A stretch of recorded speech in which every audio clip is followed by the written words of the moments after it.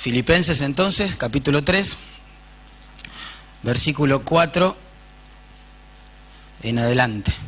Mientras lo buscan, les cuento un poquito lo que está pasando acá.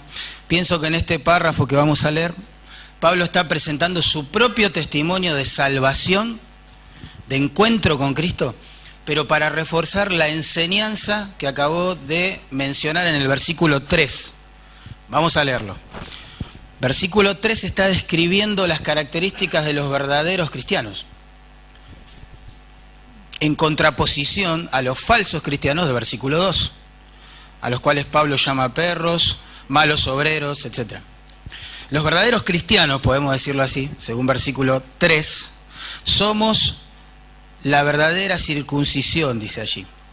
Los que en espíritu servimos a Dios y nos gloriamos en Cristo Jesús, no teniendo confianza en la carne.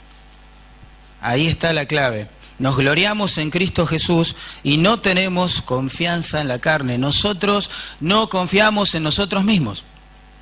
Si hay algo que caracteriza al creyente, es que no confía en sí mismo. No puede confiar ni un segundo en sus propias obras, en sus propios méritos, en su propia piedad, como medios para alcanzar la justicia que Dios exige para dejar entrar a alguien en su gloria. No confiamos en nada que nosotros podamos hacer, pudimos haber hecho o podremos en el futuro alcanzar. No confiamos en nada de eso. Nos gloriamos, como dice Pablo, solamente ¿en quién? En Jesucristo. Por eso, para reforzar esta verdad, es que Pablo va a contar su testimonio. ¿Por qué? Porque la iglesia en Filipos estaba siendo intimidada por un grupo de judaizantes o de religiosos judíos legalistas que predicaban que, por ejemplo, el hecho de circuncidarse y de guardar algunos aspectos de la ley de Moisés eran requisitos indispensables para que alguien llegue a ser salvo. Entonces, a la cruz de Cristo, de esta forma le agregaban un montón de rituales a guardar para ver, en todo caso, si una persona podía ser salva. Entonces Pablo va a contar su testimonio. ¿Por qué? Porque él pasó por el judaísmo. Es como que le va a decir a los hermanos, no los escuchen. Miren, yo pasé por ahí. Yo pensé que la religión me daba todo. Pero cuando me encuentro con Cristo me doy cuenta que todo lo que pensé que era ganancia, lo tuve que anotar en la columna de pérdidas. El testimonio de Pablo en el judaísmo creo que es el mejor argumento contra los que predican salvación por méritos personales, salvación por obras. ¿Por qué? Porque él mismo, y ahora lo vamos a leer, había dedicado pero gran parte de su vida a acumular justamente méritos religiosos y obras de bondad, pensando que de esa manera algún día iba a alcanzar la justicia. Pero cuando en el camino de Damasco, ¿se acuerdan? Respirando amenazas contra los cristianos, el Señor le salva y lo quebranta.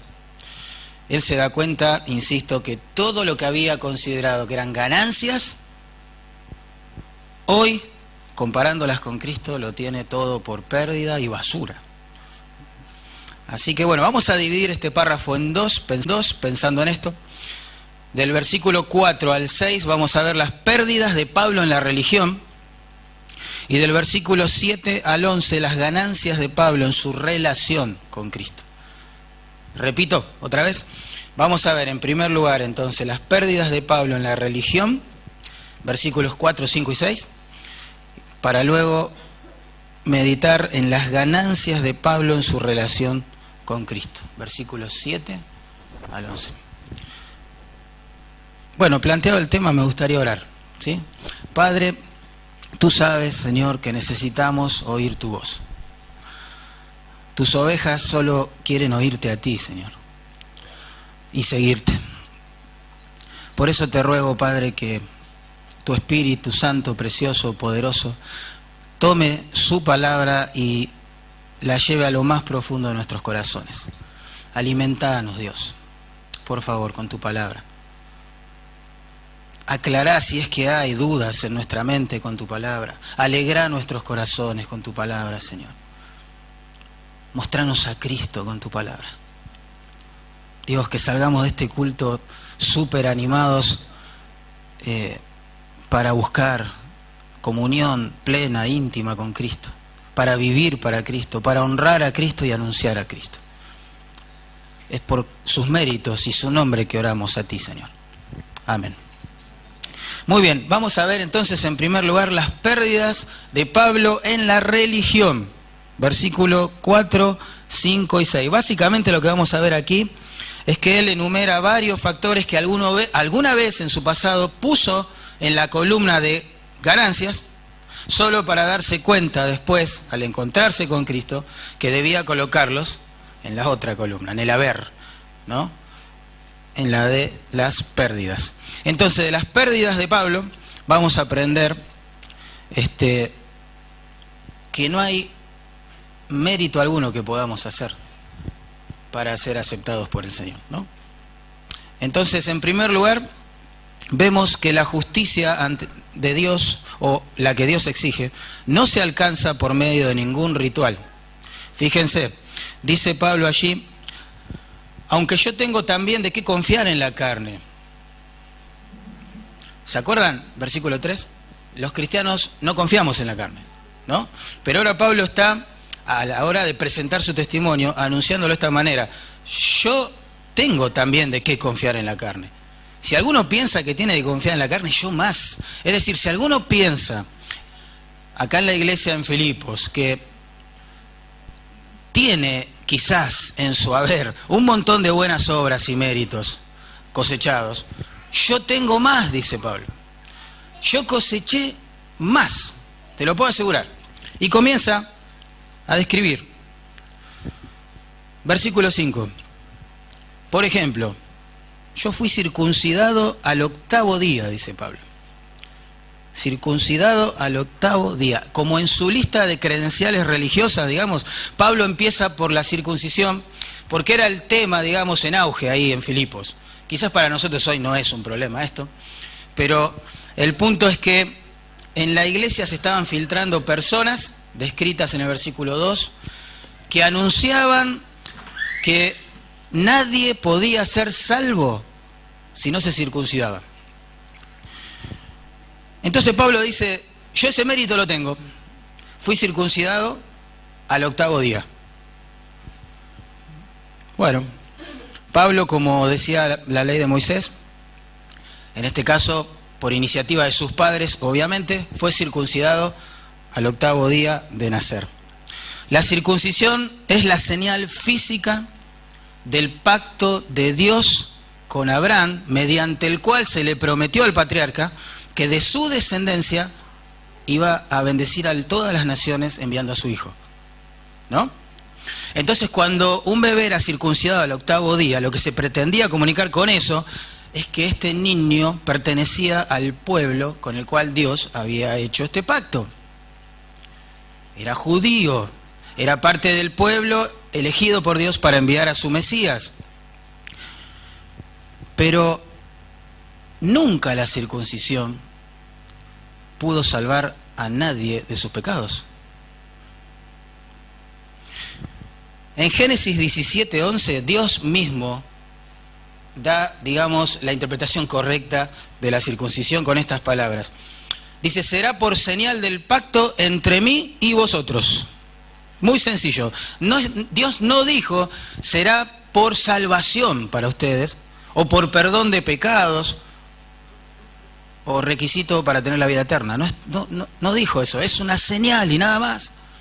Una señal física de que ese bebé pertenecía al pueblo elegido para traer al Mesías. Por lo tanto, nadie fue, nadie es y nadie será jamás salvo por circuncidarse. Es más, quizás hay incrédulos, ateos, adúlteros, no sé, ocultistas también, ¿por qué no? No lo sé, que se han circuncidado por quizás motivos higiénicos y no por eso son salvos. La circuncisión no tiene el poder de perdonar pecados. Para ilustrar lo que Pablo quiere decir, pensemos un ratito en el bautismo. nuestro, ¿no? La ordenanza que el Señor nos dejó. Por sí mismo el bautismo no salva a nadie. En realidad el que se bautiza es porque ya ha sido salvado por Cristo. Y ahora lo está compartiendo a los demás de esa manera. No es que bautizamos personas para que sean aceptas por Dios, sino que las bautizamos porque ya han sido aceptadas por el amado o en el amado, por Dios. No es que las bautizamos para que sean salvas, sino porque lo son. No para lavar sus pecados, sino porque ya han sido lavados cuando creyeron en la sangre del Cordero. Entonces, de la misma manera que el bautismo no salva a nadie, la circuncisión tampoco. Tampoco. La salvación no viene por medio de ningún ritual en realidad, de ninguna ceremonia externa, porque ninguna ceremonia externa puede limpiar el corazón. Sea esta la circuncisión judía, que es el tema acá, o la misa católica, o la Santa Cena evangélica, o el bautismo de niños o de adultos, bueno, lo que sea. La justicia no se alcanza por esos medios. Pablo dice, yo esa credencial la tengo, fui circuncidado al 8º día, sin embargo ahora lo considero pérdida, dice Pablo. De las pérdidas de Pablo también aprendemos que la justicia delante de Dios no se alcanza por pertenecer a una raza en particular o a una familia en particular. Noten, él sigue describiendo sus credenciales religiosas. Circuncidado al 8º día, del linaje de Israel, de la tribu de Benjamín. Por nacimiento, digámoslo así, Pablo era miembro del pueblo escogido por Dios, insisto, para traer al Mesías al mundo, ¿no? Por supuesto que un judaizante consideraba que esto era un requisito para ser acepto por Dios. Pero Pablo dice, ¿ves? Yo esa credencial también la tengo. Yo soy del linaje de Israel. Es más, ahora va a compartir algo como que le da mayor target, ¿no? En el judaísmo, porque dice, encima sé a qué tribu pertenezco. Soy de la tribu de Benjamín, dice. Bueno, es como un valor agregado, ¿no?, a sus méritos en la religión judía. Yo sé de qué tribu vengo. El punto aquí es que en los tiempos de Pablo la mayoría de los judíos no sabían con certeza a qué tribu pertenecían. Porque los matrimonios mixtos, ¿se acuerdan? En el exilio, bueno, y todas las penurias que pasaron, es como que borraron las líneas genealógicas para la mayoría de ellos. Pero, en el caso de Pablo, no. Él sabía a qué tribu pertenecía, a la de Benjamín. Es como que él era un judío de pura cepa, digamos, ¿no? De raza, el pedigrí, digamos, religioso, ¿no? Tremendo. Pero Pablo dice, yo eso lo consideraba un punto a mi favor, ganancia total, ahora lo considero pérdida, porque la salvación no se obtiene por herencia familiar. Dios no tiene nietos, Dios tiene hijos, no importa quiénes fueron nuestros padres, si fueron piadosos o no, el alma que pecare, esa morirá, dijo el Señor. Cada uno es responsable y va a ser juzgado por sus obras, dice la Biblia, en el juicio final, ¿no es así? Nadie jamás será declarado justo por la fe que tuvieron sus padres, olvídate, no es así. Soy hijo de pastor, diré, ¿no? ¿Escucharon eso alguna vez? Yo soy el hijo del diácono de la iglesia. ¿Qué? Yo de cuna soy salvo. En el vientre de mi mamá, mirá, ya estaba en la iglesia, ¿no? Como el hijo de Harris, ahí está. Tremendo. Sigo la tradición, ¿no? No sé, hace 30 años que mis padres sirven al Señor y está bien, pero a la hora de pensar en alcanzar justicia delante de un Dios santo, parece una ganancia todo eso. Pero si no hay una convicción, un arrepentimiento personal, eso es pérdida. También aprendemos de las pérdidas religiosas de Pablo que la justicia delante de Dios no se alcanza por medio de la tradición. Porque Pablo dice, agrega, ¿no?, a sus credenciales esto: yo soy hebreo de hebreos, dice. Versículo 5. Hebreo de hebreos. Esa frase implica que Pablo no solo tenía un papá hebreo, sino una mamá hebrea. Pero en realidad la frase quería decir mucho más para una persona que la oía en esos tiempos. Quería decir que él es descendiente de hebreos, pero también ha guardado la tradición, la cultura y el idioma hebreo. ¿Se entiende? Y esto él lo veía como un punto a favor. Un punto a favor. Pablo no dejó que la cultura grecorromana, ¿no?, diluyera sus tradiciones, ni sus creencias, ni siquiera su idioma. ¿Por qué? Porque en Hechos 22:3 sabemos que en su juventud él deja su ciudad, Tarso, y se muda a Jerusalén para estudiar, ¿se acuerdan?, la ley a los pies de un rabino muy famoso. ¿Lo recuerdan? Gamaliel. Así que él fue criado estrictamente conforme a la ley y mostró un gran celo por su tradición religiosa. Y Pablo lo presenta como una de sus pérdidas gigantescas a la luz de Cristo. En su momento pensó que era una ganancia, que todo esto iba a ser como una pila suficiente de méritos por los cuales Dios lo tenía que aceptar. Pero ahora dice, esto es pérdida, porque nadie nunca será salvo por dedicarse a preservar su herencia religiosa. Muchas personas predican sus tradiciones más que a Cristo. Dice, soy salvo porque soy evangélico. Soy salvo porque soy bautista.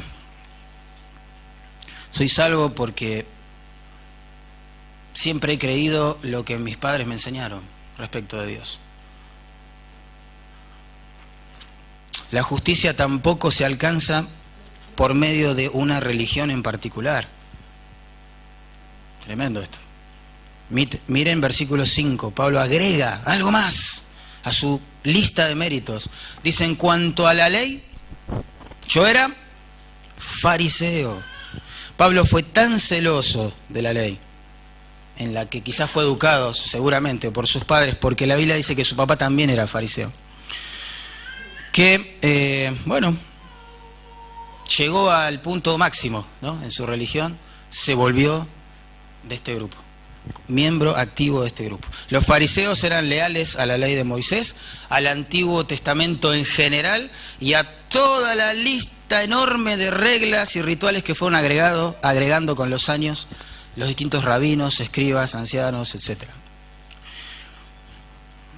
La palabra fariseo significa apartado, etimológicamente hablando, y señalaba a una persona que distinta al resto de la sociedad porque vivía exclusivamente dedicado a guardar todas estas reglas, tradiciones, ceremonias y rituales.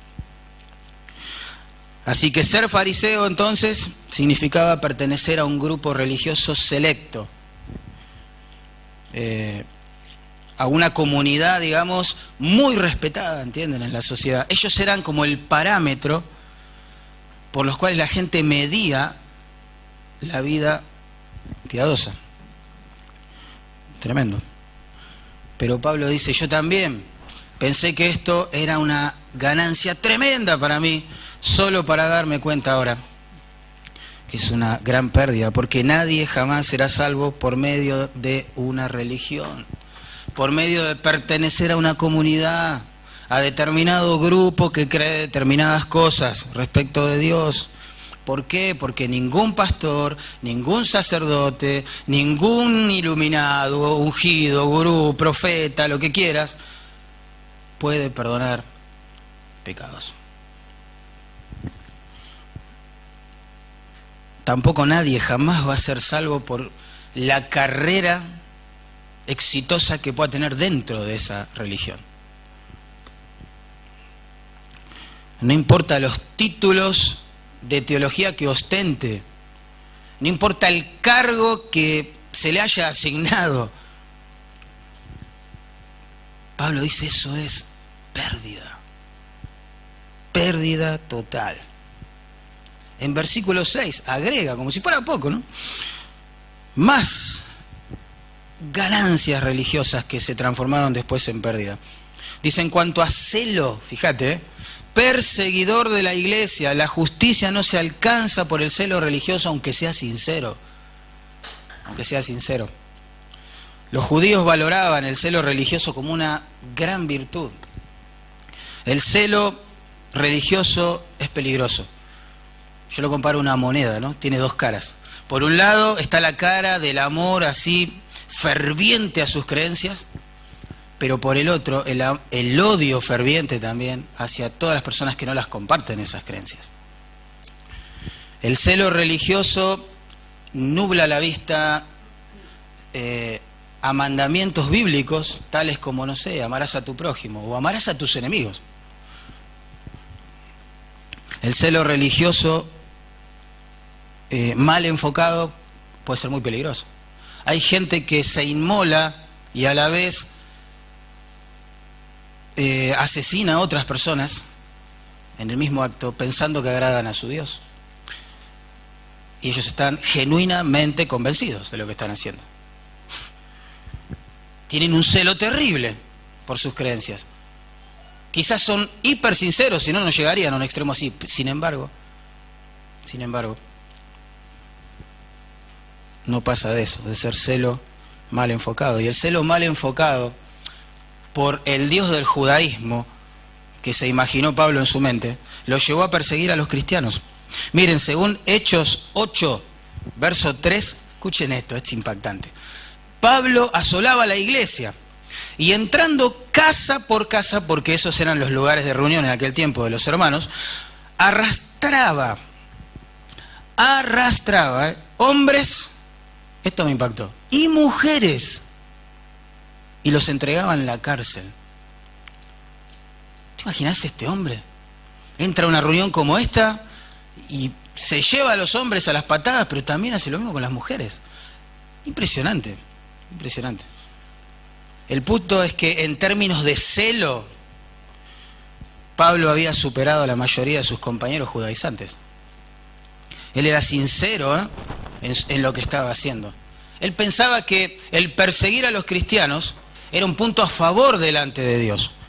En Hechos 26:9, en su defensa ante Agripa, el rey Agripa, él dijo esto, escuchen: yo ciertamente había creído mi deber hacer muchas cosas contra el nombre de Jesús de Nazaret. ¿Ves lo que es el celo religioso? Ciego. Impresionante. Hoy también pienso que hay mucha gente sincera, pero ciega, ¿no?, por sus creencias religiosas. Lo que a mí me mata es ver que ellos harían cualquier esfuerzo que sea necesario, darían hasta de lo que no tienen, hacen sacrificios extremos para ganar el favor de Dios, del Dios que se imaginan, claro. Y ese celo sincero, pero peligroso, viene en formato evangélico también. Uno ve que estas personas dan sus diezmos en las iglesias, ayunan, oran a full, a los gritos, intentan experimentar cosas sobrenaturales, sentir algo, hablar otros idiomas, lo que sea, con tal de poder sentir que le están ofreciendo algo a Dios como para que los acepte. Van a todos los cultos que la iglesia ofrece porque les han hecho creer que si el Señor viene a buscarlos y no están en la iglesia se quedan. Ayudan en todo lo que pueden. Se matan en la iglesia para cosechar justicia. Y Pablo dice, es pérdida eso, es pérdida. Última pérdida de Pablo, que nos enseña que la justicia no se alcanza tampoco por la reputación que uno tenga delante de los demás creyentes. Dice, en cuanto a la justicia que es en la ley, dice Pablo, yo era irreprensible. ¿Recuerdan? Antes de ser quebrantado y salvado por Cristo, Pablo llevaba una vida recta según la interpretación de la ley de su religión. La palabra que se traduce irreprensible ahí habla de una persona irreprochable, de una persona que parece no tener defecto, ¿sí?, ante los ojos de los demás. Yo creo que quienes observaban la vida de Pablo dirían que era un religioso espectacular. Era como el modelo, el ejemplo a seguir, de piedad, de buenas obras, no sé. Era bravo en cuanto a celo, bueno, tenía todos los requisitos. Él es el modelo, vamos a imitarlo a él, decía la gente. Pero cuando se encuentra con Cristo, Dios le muestra su pecado, se da cuenta que todo eso es madera, heno y hojarasca. Se quema con el uso. El punto es, ¿qué importa lo que los hombres piensen de mí? ¿Qué importa lo que los hombres piensen de vos? En el juicio final, las opiniones de los hombres no van a servir para nada. Por lo tanto, vivir una fachada cristiana, tratar de impresionar a los demás, ponerse la máscara que sea ideal para cada situación en la iglesia, no sirve de nada.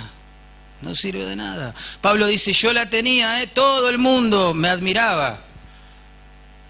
Pero todo eso es una gran pérdida delante de Dios.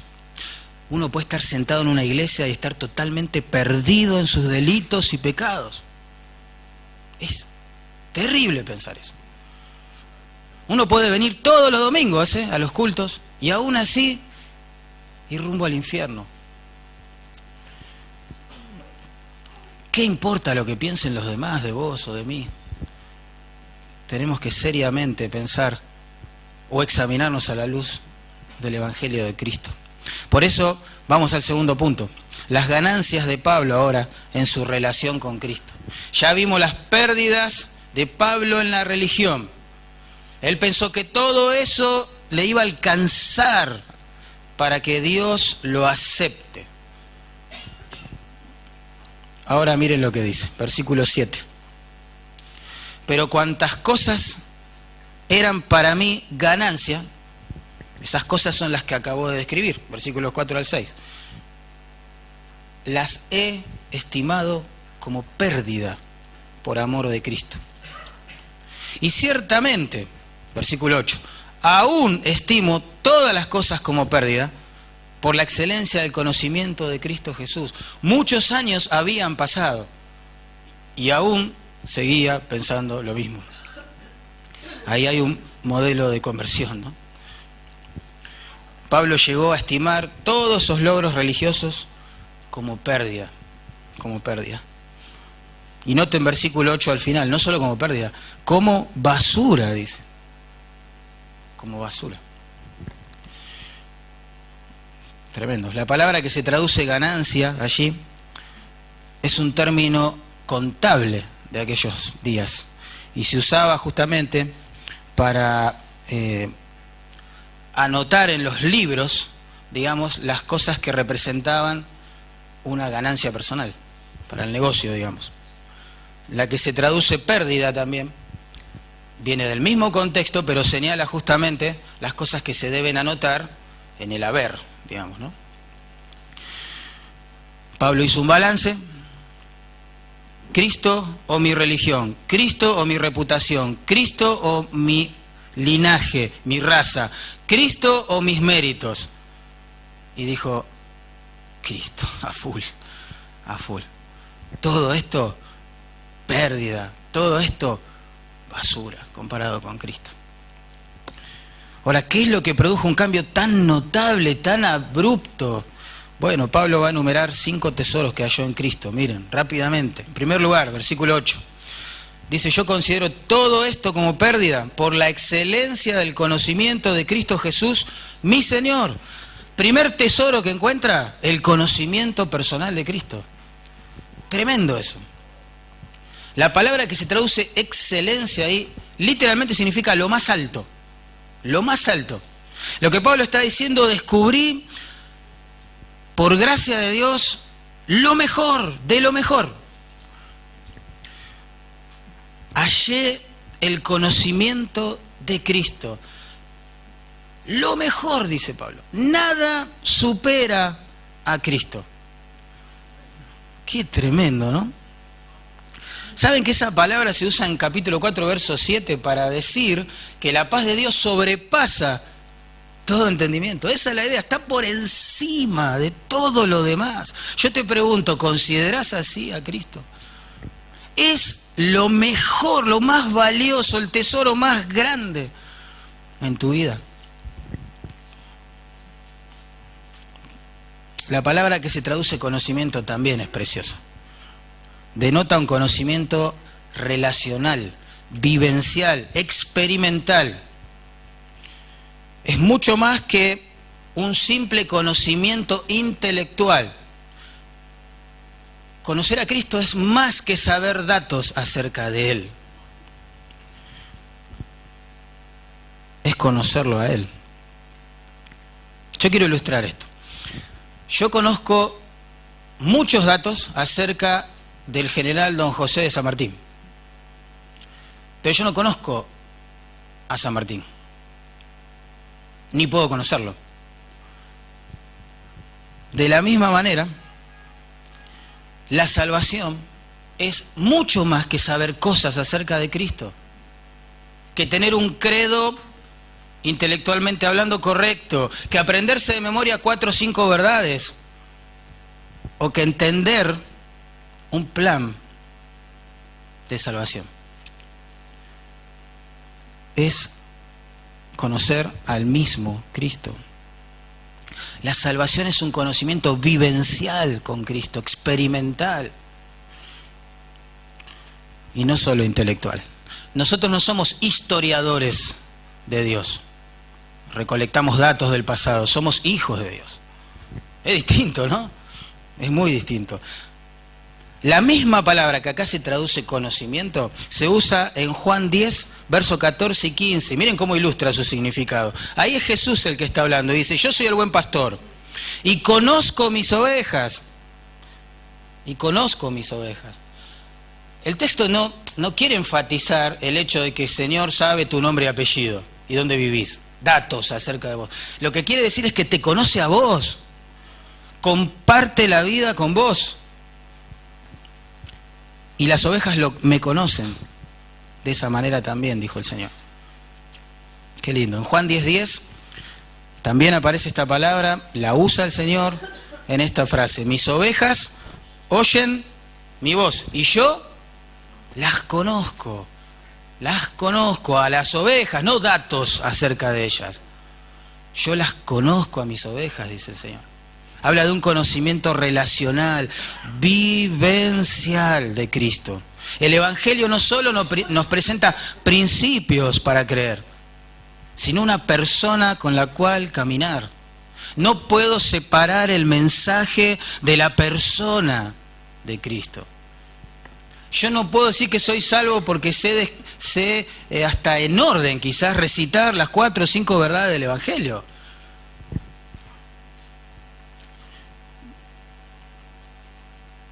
Pero bueno, a veces pasan estas cosas en las iglesias, ¿no? Pero Pablo dice, por este conocimiento de la persona de Cristo, yo considero todos los méritos anteriores religiosos como una pérdida. Me quedo con Cristo, dice Pablo. Otro tesoro que Pablo encontró en Cristo es la justificación en Él. ¿Se acuerdan que él hacía todo lo que hacía en el judaísmo para encontrar justicia, les decía hoy? Y quizás con la esperanza de que en el juicio final delante de Dios él pueda exhibir todas esas credenciales y decir, mirá Dios, todo lo que hice me tenés que aceptar. Esa era su esperanza. Versículo 9 dice, pero ahora yo quiero ser hallado en Él, no teniendo mi propia justicia, que es por la ley, sino la que es por la fe de Cristo. La justicia que es de Dios, no es mía, es de Dios, llega a mí por la fe en Cristo. Tremendo, ¿no? Pablo quiso cosechar justicia y lo intentó, y fue sincero y dio toda su vida para eso. Pero dice, yo ahora me quiero presentar delante del santo, santo, santo Dios con la justicia de Cristo en mi favor, no la mía. La mía no sirve para nada. Si es por mi justicia, Dios me tiene que condenar, pero por fe tengo la justicia de Cristo. Alguien dijo así, ¿no? Que Pablo se despojó gustoso de los harapos de su propia justicia y estiró sus manos sucias y vacías para recibir el manto real de la justificación de Dios por medio de la fe en Cristo. Qué lindo, ¿no? Cuando uno ya deja esa utopía insoportable de querer hacer justicia por mano propia, digamos, por mérito propio delante de Dios, y descansa porque cree en el único que la compró para nosotros, que es Cristo. La palabra justificado en la Biblia se usaba para describir la sentencia de un juez declarando inimputable a un acusado. La justificación, entonces, es el veredicto de Dios declarando inimputable al pecador que no lo merece, pero que se arrepiente de su pecado y cree en Jesucristo. No lo merece. Por eso es por fe. ¿Cómo puede ser esto posible? Bueno, porque Cristo, a través de su muerte en la cruz y de su resurrección histórica, ha comprado esa justicia para nosotros. Como dijo el pastor Dardo hoy, el perdón en la Biblia se ilustra con una deuda que se cancela, ¿no? Hay un acta que registra nuestro pecado y que nos es contraria. Y el Hijo de Dios sacrifica su vida, Él pone su vida, nadie se la quita, para con su sangre cancelar esa deuda. El punto es que la deuda es tuya de pecado, el punto es que la deuda es mía de pecado, pero la cancela Él en nuestro lugar. Y deuda cancelada y uno puede dormir en paz. Pero cuando uno va intentando cancelar a través de sus obras su deuda, no puede dormir en paz. Si es honesto, ¿no? Sabe que no alcanza lo que hace. Sabe que no es suficiente. Sabe que Dios es perfecto y santo y uno no lo es. No lo es. Al que no conoció pecado, dice la Biblia, ese es Cristo Jesús. Por nosotros, Dios lo hizo pecado, para que nosotros fuésemos hechos justicia de Dios en Él. Eso significa que en la cruz Dios trata a su Hijo como si fuera el culpable de todos nuestros pecados. ¿Para qué?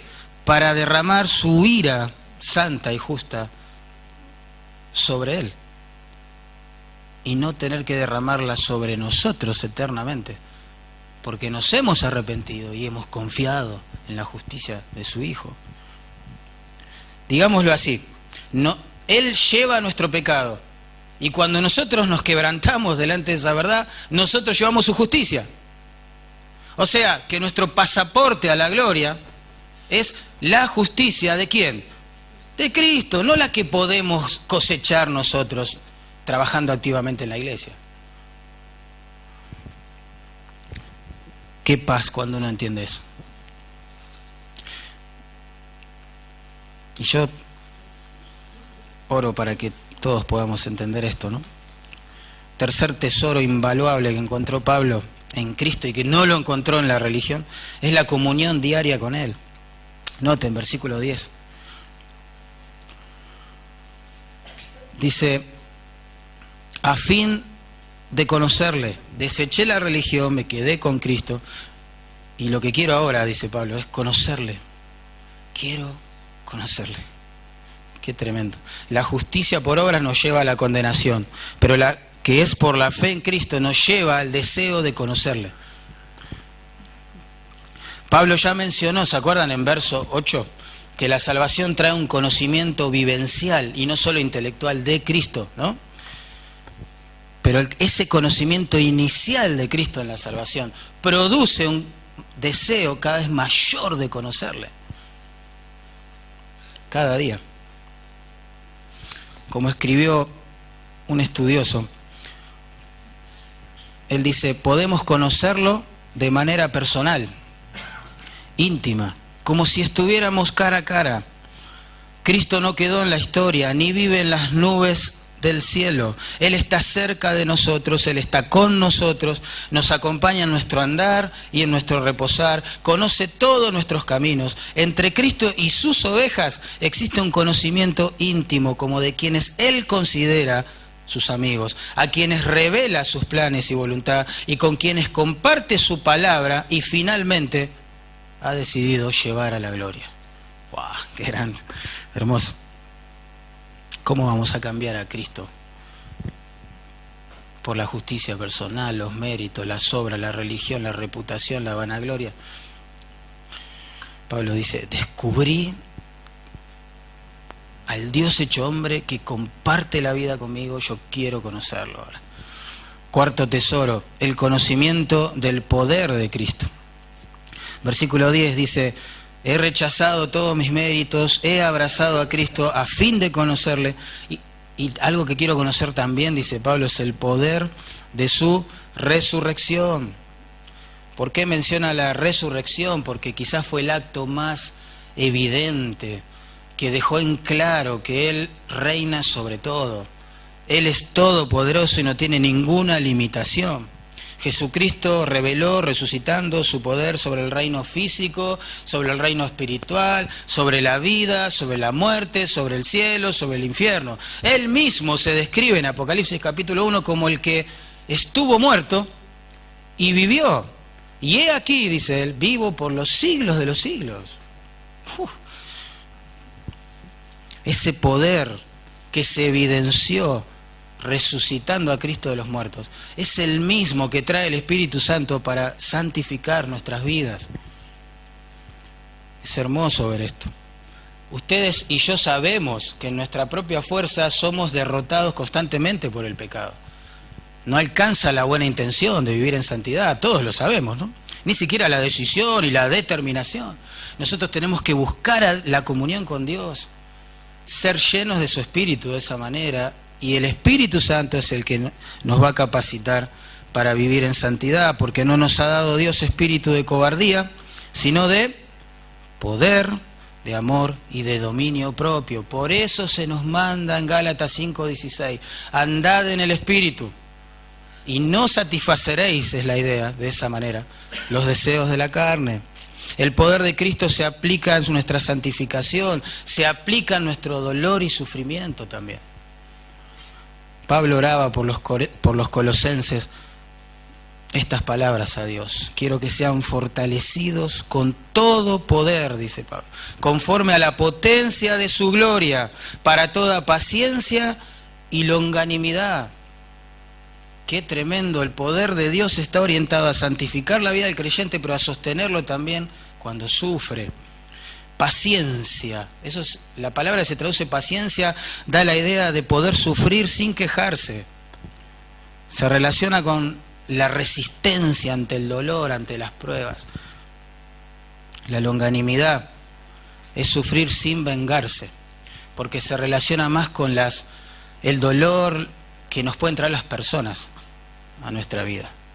Y Pablo dice, oro para que el poder de Dios se manifieste en ustedes en toda paciencia cuando tengan que sufrir y en toda longanimidad cuando los ofendan, los maltraten o los persigan. Pablo dice, yo quiero conocer eso. Y ese punto está conectado con el siguiente. Pablo dice algo raro ahora, honestamente. Noten, versículo 10, a fin de conocerle y el poder de su resurrección. Hasta ahí estamos contentos y de acuerdo. Mira lo que dice ahora. Y la participación de sus padecimientos, llegando a ser semejante a él en su muerte. Qué deseo raro, ¿no? Qué deseo raro. Pablo ama tanto a su Señor, desea tanto conocerlo, que él sabe que el hecho de servirlo le va a acarrear un montón de oposición, un montón de presiones, un montón de maltrato, un montón de penurias, humanamente hablando. Pero aún así se queda con Cristo. Dice, yo sé que es un privilegio sufrir por Cristo. Yo quiero participar de los padecimientos que Él sufrió por mí. El punto es que sufrir por Cristo para Pablo era considerado como un privilegio ahora. Pensar que antes perseguía a los cristianos, ¿no? Y los hacía sufrir. Ahora dice, yo quiero tener el privilegio de poder padecer por Cristo. En 1:29 de Filipenses escribió, a vosotros os es concedido a causa de Cristo, no solo que creáis en Él, sino también que padezcáis por Él. Es un regalo de la gracia de Dios creer en Él y ser salvos, ¿no? Lo que Pablo está diciendo y agregando ahora es que es un regalo de la gracia de Dios poder servirle a Él y sufrir por eso. Si uno sufre por su pecado es una cosa. Si uno sufre porque metió la pata, se equivocó, es una cosa. Pero sufrir por el nombre de Cristo, por predicar a Cristo, por amar a otros en el nombre de Cristo, Pablo dice, es un privilegio, es un regalo de la gracia de Dios para su iglesia. Pablo nunca olvidó lo que el Señor le dijo en ese instante cuando le salvó. Según Hechos 9:16 le dijo esto. Yo le mostraré a Pablo, es la idea, cuánto le es necesario padecer por mi nombre. No parece el evangelio de la prosperidad ¿no? Que se escucha hoy en día, ¿no? Ven a Cristo y serás sano, salvo, santo, feliz, guapo, exitoso, tu equipo saldrá campeón, no sé. Nada que ver. Le dijo, yo le voy a mostrar cuánto va a padecer por mi nombre. Por eso cuando los cristianos sufrimos, no tendríamos que pensar que está pasando algo raro. Tendríamos que decir, sosteneme, Dios, en el sufrimiento. Vos me dijiste que era parte del servicio a ti. Y la paradoja es que los momentos de mayor gozo, donde uno más anhela el consuelo de Cristo, donde uno disfruta más la paz de Cristo y aprende a orar a Cristo, es cuando nos persiguen y nos tratan mal por su causa. Jesús dijo, gozaos y alegraos, porque vuestro galardón es grande en los cielos, porque así persiguieron a los profetas que fueron antes de vosotros. Gozaos, dice el Señor. Pablo, en 2 Corintios 12:10, escribió, por amor a Cristo, me gozo en las debilidades, en afrentas, en necesidades, en persecuciones, en angustia. Porque cuando soy débil, entonces soy fuerte en Cristo. Y en último lugar, versículo 11, un tesoro de esperanza encontró Pablo en Cristo, ¿no? Dice todo esto, ¿no? Si en alguna manera llegase a la resurrección de entre los muertos. El último tesoro, digamos, que obtuvo Pablo al conocer a Cristo, que menciona acá, fue la esperanza de estar con Él en gloria. Los creyentes en Cristo, según la Biblia, todos van a experimentar resurrección en el regreso de Cristo por su iglesia, ¿no? Ahora, la frase del versículo 11, si en alguna manera llegase a la resurrección de entre los muertos, parece como dejar cierta duda, ¿no? Capaz que sí, capaz que no, será, no será, no es la intención. Lo que realmente quiere decir Pablo con estas palabras es expresar el deseo ferviente de quizás estar vivo en el momento en que el Señor viene a buscar a su iglesia. Porque en el momento en que el Señor viene a buscar a su iglesia, los muertos en Cristo resucitarán. Pero los que están vivos, ¿qué va a pasar? No es que el Señor los va a matar para resucitarlos. No, dice que sus cuerpos van a ser, ¿se acuerdan? Transformados. Entonces Pablo dice, quizás, tengo tanta esperanza que Cristo venga pronto, que quizá ni siquiera voy a experimentar muerte y resurrección. Qué bárbaro, ¿no? Él dijo, ¿no? Se identificó en 1 Tesalonicenses como ese grupo bendito que quizás iba a estar vivo cuando el Señor decida volver por su iglesia, ¿se acuerdan? Nosotros, dijo, los que vivimos, los que hayamos quedado hasta la venida del Señor. Él tenía esa esperanza. Y es un tesoro vivir con esperanza. Y es insoportable vivir sin esperanza.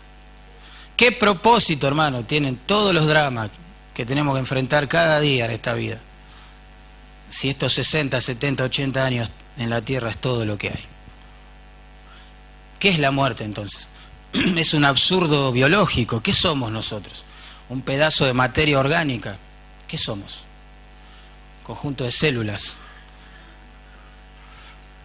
Pero en Cristo Pablo encontró esperanza. Tremendo. Esperanza, esperanza, esperanza y esperanza.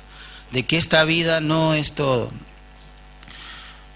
Cerrando, vamos a aplicar esto de manera práctica a la vida, ¿no? Perder para ganar. Perder para ganar. Ese fue el título, ¿no? Que le pusimos al párrafo. Y está claro por qué, ¿no? Pablo perdió su reputación, su religión, perdió tal vez el honor que había cosechado de sus contemporáneos, perdió esa posición de autoridad en el judaísmo, perdió un montón de cosas para ganar por la fe, ¿a quién? A Cristo. La verdad que el Evangelio es un llamado a perder para ganar, ¿no? Algunas personas ya conocen de memoria el Evangelio, pero no quieren perder para ganar a Cristo. No quieren perder quizás un pecado que aman con todo su ser. Quizás no quieren perder una relación que a los ojos de Dios es pecaminosa. Quizás no quieren perder a sus ídolos. Quizás no quieren perder sus tradiciones. Quizás no quieren perder la buena opinión que los demás tienen de Él, que cambiaría radicalmente si empiezan a seguir a Cristo. No quieren perder para ganar. La paradoja de esto es que por no querer perder deleites o bienes temporales de este mundo, pierden eternamente su alma. Yo pregunto, ¿no? Quizás estás aquí sentado hoy, yo no te conozco, pero sabes de memoria el Evangelio. Sabes que la única respuesta es Cristo a tu pecado. Y sabes que Él te manda, no te sugiere, ni te aconseja, te manda a arrepentirte de tu pecado. Y te manda a confiar en su Hijo. ¿Qué vas a hacer, no? Pero saben, la vida cristiana también es perder para ganar, ¿eh? No es solo en el momento en que el Señor nos salva. Esto es toda la vida cristiana. Todos los días somos llamados a perder para ganar. Todo el tiempo. Es perder, seguir a Cristo es perder los deseos de mi carne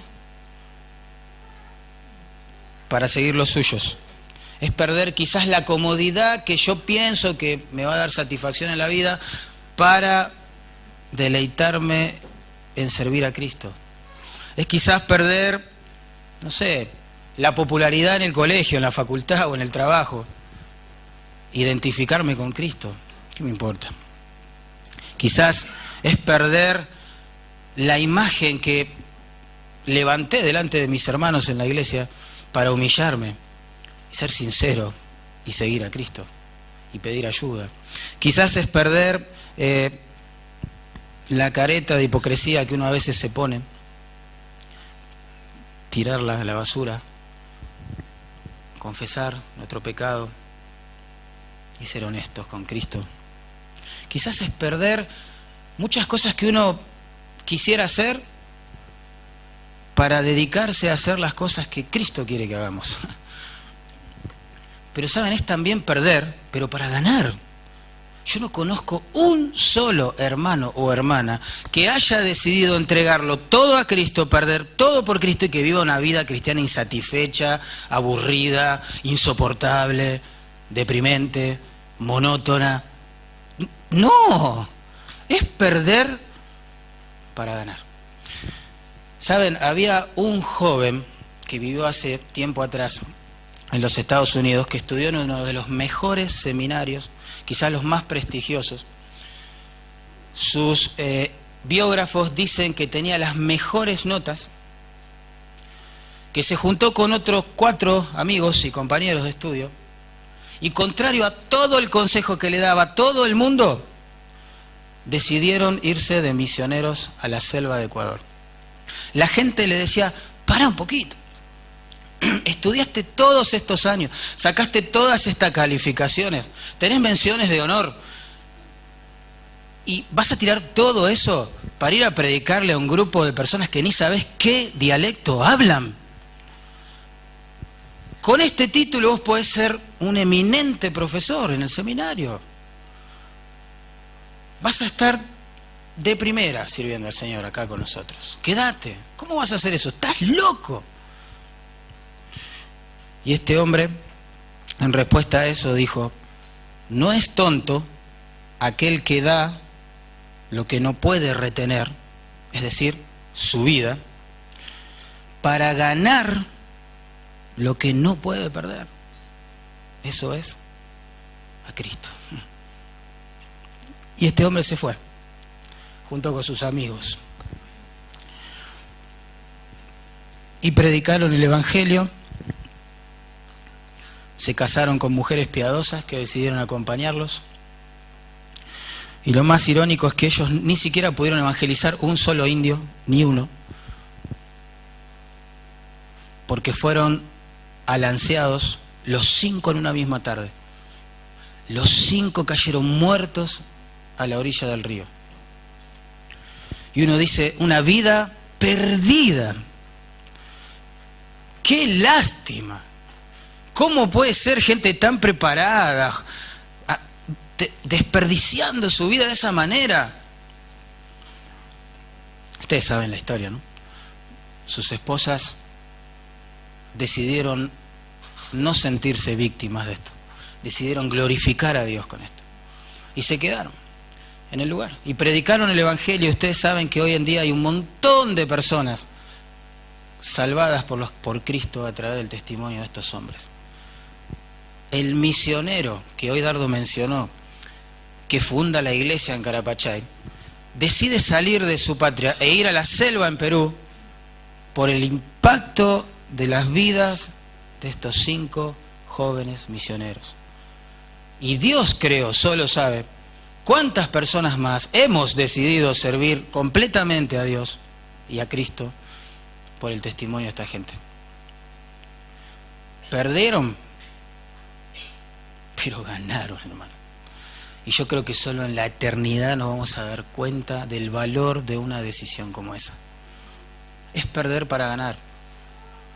El Hijo del Hombre no tiene dónde recostar su cabeza, le dijo a ese discípulo atrevido. Yo te voy a seguir. Quería ver milagros, poder. Y el Señor le dijo, mirá, olvídate.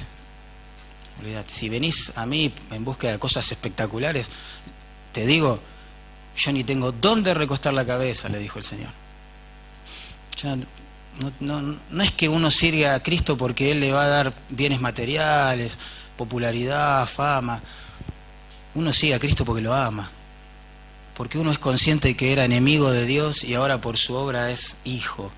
Porque sabe que se iba al infierno por su pecado y ahora es perdonado y amado y la herencia en la gloria le está esperando. Porque sabe que estaba lejos de Dios y ahora ha sido hecho cercano en Cristo. Porque el amor de Cristo es el que nos constriñe y el que nos lleva a decir, renuncio a todo, pierdo todo, pero para ganar a Cristo. Para ganar a Cristo. Vamos a orar.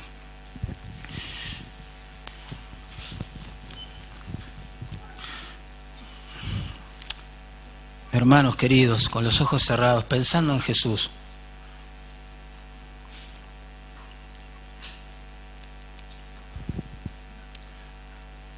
el Señor te ha mostrado algo que tenés que entregar, que te está impidiendo vivir la vida abundante en Cristo,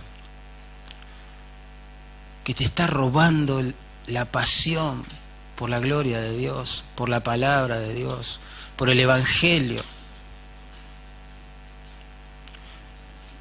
Te mostró algo que vos considerás todavía de más valor quizás que Cristo en tu vida.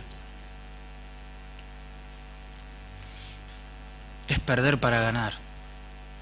Nuestra alma, nuestro corazón jamás va a estar quieto, satisfecho y gozoso si no es en una plena comunión con Cristo.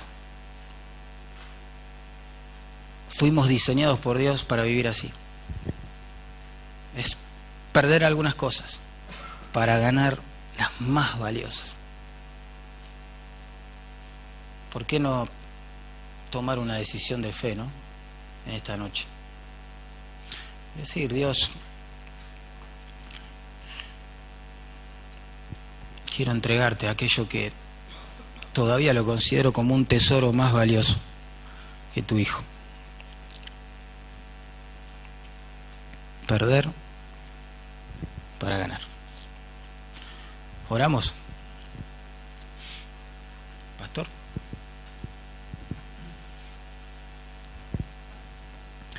Señor, te damos gracias por tu palabra, Señor. Gracias por hombres que, como Pablo, te siguieron, te amaron, fueron fieles, son modelos para nosotros. Que nosotros, imitándolos a ellos, podamos ser modelos para otros de nuestra generación, Señor. Padre, gracias porque es posible, a pesar de nosotros, ser seguidores de Cristo, a pesar de la distancia moral que nos separa. Señor, eres paciente con nosotros, es un sacerdote misericordioso, compasivo, que nos socorre y nos comprende, Señor. Gracias. Gracias por ser nuestro Señor amado. Gracias por ser tan amoroso con nosotros, nuestro pastor. Gracias por Cristo. Gracias por tu palabra en esta noche. En el nombre de Jesús. Amén y amén. Bueno, gracias a Dios por su palabra, ¿no? Amén. Amén. Bueno, vamos a tener unos avisos y luego vamos